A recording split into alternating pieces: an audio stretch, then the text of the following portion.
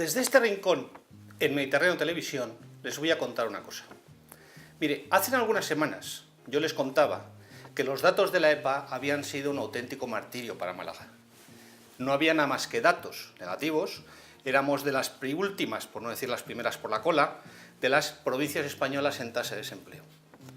No han pasado ni 30 días y hoy nos desayunamos con los datos de la encuesta, de lo que es directamente los datos de afiliaciones a la Seguridad Social y a las listas de desempleo, y nos descubrimos que, pues que los datos no son tan malos, que Málaga ha sido la tercera capital de provincia en creación de puestos de trabajo después de Madrid y empatado, Madrid, Baleares y empatado en tercer lugar con Sevilla. Es decir, aquello que nosotros ya detectábamos en la Semana Santa que iba a ser buena y que había sido muy buena, pues ahora se vienen a confirmar en los datos del paro. Hemos pasado nuevamente de los 500.000 afiliados a la Seguridad Social, lo cual no está mal. Hemos creado más de 15.000 puestos de trabajo, hemos tenido más de 1.400 nuevos autónomos. En fin, que los datos colocan a Málaga en una muy buena situación. Y también a Andalucía, que la colocan a la cabeza de la creación de empleo en esta última oleada del Ministerio de Trabajo. Pero fíjense ustedes cómo son las cosas. ¿Se acuerdan ustedes de José Blanco, el famoso ministro de Fomento del Partido Socialista? Bueno, pues José Blanco, en una situación bastante similar a la actual, es decir, en el año 2009, 2 días antes de las elecciones europeas, como las que vamos a tener aquí el día 25, se desayunó con una encuesta, mejor dicho, con los datos oficiales, de que aquel mes de junio, o el mes de mayo correspondiente, había sido el mejor de los últimos 12 meses. 12 meses habían sido de destrucción de empleo y ese mes pues había sido bueno en 20.000.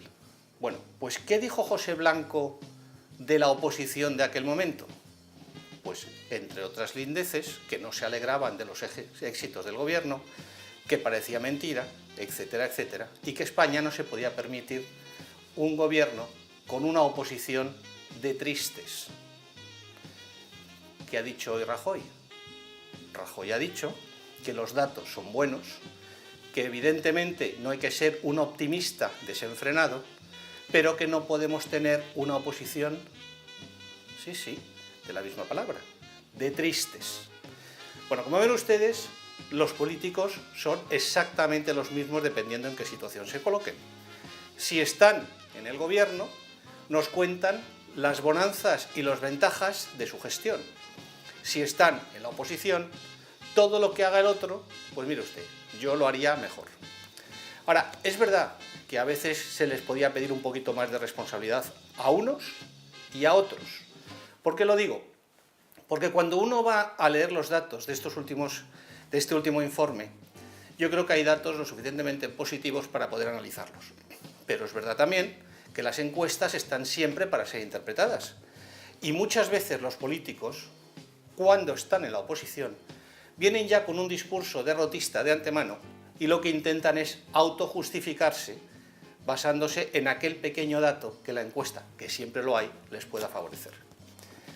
Es verdad que la situación económica no ha mejorado, pero no es para tirar cohetes. No estamos en aquella famosa Champions League de Zapatero, ¿se acuerdan ustedes? Pero tampoco estamos en el derrotismo de la época de la oposición de Mariano Rajoy. No.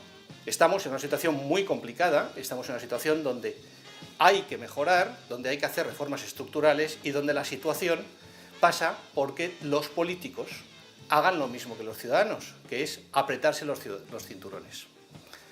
Si ustedes recuerdan, en la época anterior, de hace aproximadamente un mes, yo les decía que curiosamente lo único que había crecido en aquella famosa EPA eran los funcionarios. 144.000 nuevos funcionarios se habían aflorado. Bueno, lo que se le está pidiendo hoy a los políticos, sean de un partido, sean de otro, en fin, a todos en su conjunto, es que se apliquen a ellos y a las estructuras que ellos dirigen las mismas circunstancias que están aplicando a los ciudadanos como usted y como yo. En fin, dentro de aproximadamente unos días tendremos las elecciones europeas, el 25 de mayo. Casualmente, el CIS nos ha dado una estimación de voto. Una estimación de voto también muy similar a la que se produjo en el año 2009. donde el CIS clavó los datos de lo que iba a ser la oposición y, en cambio, con el partido del gobierno, pues la verdad es que tuvo un pequeño batacazo. En aquellas épocas el CIS daba ganador al Partido Socialista y perdedor al Partido Popular. Y en este caso, ¿qué es lo que nos da el CIS? Pues una situación muy similar. Ganador al que manda y perdedor al que no manda. En fin, solamente ustedes y todos los que como ustedes van a ir a votar el día 25, y yo les animo a que vayamos a votar porque creo que nos jugamos mucho, seremos capaces de cambiar el ritmo o no de este país. Las encuestas dicen que el bipartidismo se ha frenado, es decir, que ya no se destruye el bipartidismo. También es verdad que dice que aquellos partidos que han estado recolectando en el bipartidismo, llámese Izquierda Unida o el partido de Rosa Díaz, pues tampoco ya están recolectando en este granero de desencantados del bipartidismo.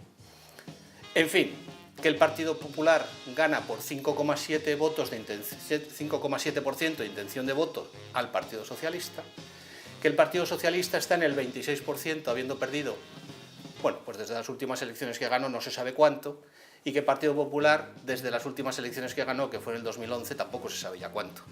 Es decir, caída abrumadora, unos porque dicen que gobiernan y que eso les produce desgaste, otros porque no gobiernan y dicen que aquello les produce más desgaste.